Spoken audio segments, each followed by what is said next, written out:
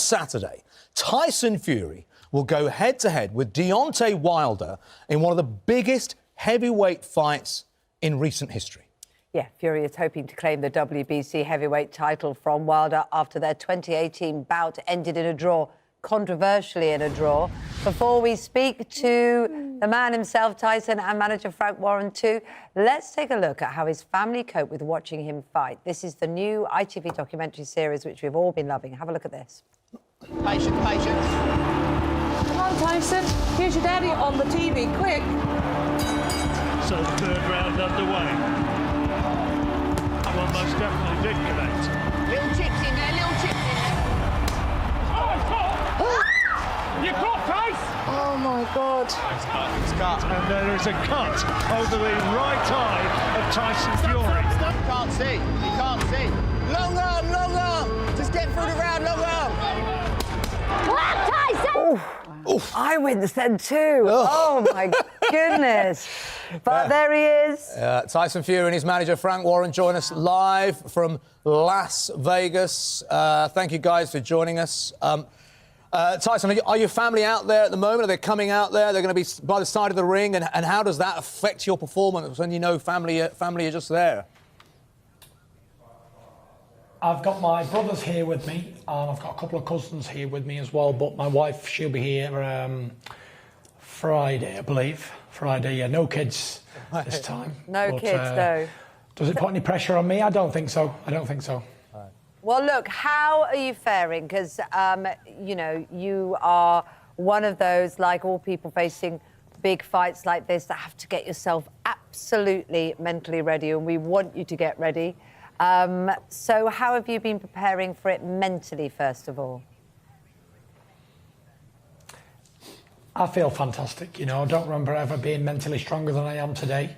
Everything's went really well in training camp. I couldn't have asked for anything more. As fit as a fiddle, healthy as a trout, as they say. I have to say, Tyson, you know, I've been listening to some of the sort of the boxing experts, and they've been saying who've been in Vegas the last few days and have seen you, and they've said they've seen a difference. They can see that you're looking healthier. You've got this new dietitian, and you know, and you're looking leaner. But in terms of the physicality of this fight, I mean, it is going to be a huge fight. But you've talked about how you think it's going to suit you fighting in Vegas because you're a Vegas kind of fighter. Just explain that to us a little bit. That's right. I'm a natural entertaining fighter. I do entertaining things in and out the ring. And being here in Las Vegas, it rises me to the top. It makes me fight at my utmost peak. I just love putting on a show, so that's why I'm here in the entertaining capital of the world. Me and myself and Frank. And we're here. What a duo, you know. Me and Frank have been on this show for the last 3 or 4 fights. We're the Megan and Wills of the boxing world. Listen, Tyson, while you've been sat there, Frank is just there grinning. I mean, he's just loving this. I mean, Frank, in terms of the sport, boxing, you know, it needs a fight like this, and there hasn't been a fight as big as this for a long time now, has there, really? Well, it hasn't since the last time they fought. But the fact of the matter is this is two guys at the top of their game. The lineal champion, who's undefeated. You've got Deontay Wilder, who's the hardest punching heavyweight, as they say, in the last 30-odd years, against a consummate boxer in Tyson Fury. Can box any way you like. Orthodox southpaw, he's got a plan A, B and C. And this is a great fight. Two guys fighting at their prime. It's not the old guy fighting a younger guy. Two guys at their prime. It doesn't get any better than this. And I think it's probably one of the biggest fight out there since maybe Lennox Lewis fought Holyfield, or going back to Ali and Foreman. This has got class written all over it, and it's going to be a fantastic fight to watch. Oh, you know your stuff, don't you? You know how to promote. But I think you're right in this case, because we're all terribly excited about it. I don't want to wobble you, because I know you're in the zone, but I also know you can cope with it. The last time you faced Deontay Wilder, it was an extraordinary match to watch, not least for people like myself that can't imagine the courage it takes to go into a ring in the first place.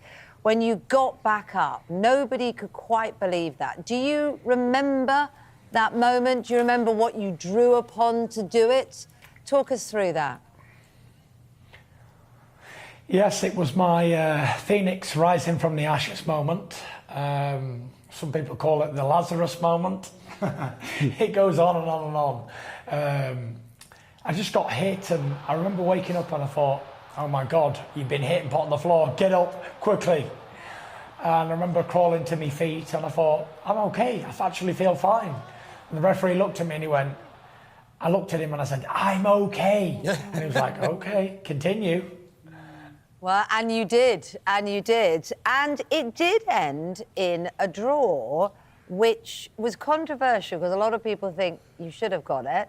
Did you, after it finished, think you'd stolen it, you'd nicked it in there? I didn't think I'd nicked it. I thought I won it by a mile. So you won it, fair enough. And if it would have been any other place in the world, I'd have won it quite comfortably. But, you know, everything negative, we can take a positive out of it. And out of that draw, which was negative at the time, I got a big ESPN contract, which was very positive. So I'm very happy with the way everything's planned out. I've had 2 fights in Las Vegas, my last 2 fights. I'm here again for the 3rd fight in a row. So everything's been going really well so far, so good. And is this one going the distance, or are you looking at sort of having this all done in the first round? I need to get a little bit of revenge, knock him out as well this time. I mean, so we don't need the judges. Yes, exactly. So it's very clear all the way through. And we've been watching the documentary with absolute fascination. It is wonderful to see your family life, to see how you all work together, and clearly there's so much love in the family too. And you talk in there very publicly about your challenges with mental ill health. Was it a difficult decision, first of all, to allow the cameras to come in, or did you welcome that? What was your thinking? No, it was a very difficult decision, to be fair. But as I've come back with this comeback in the last few years, I've wanted to document everything that's been going on in my life, and I wrote a book, Tyson Fury Behind the Mask, and I documented all my struggles in the book, and then we let the ITV in to see even more. So, yeah, I just wanted to give people hope and help others in the same problems as I've had. And if they could see from first hand the struggles I go through on a daily basis, then maybe they can get well too.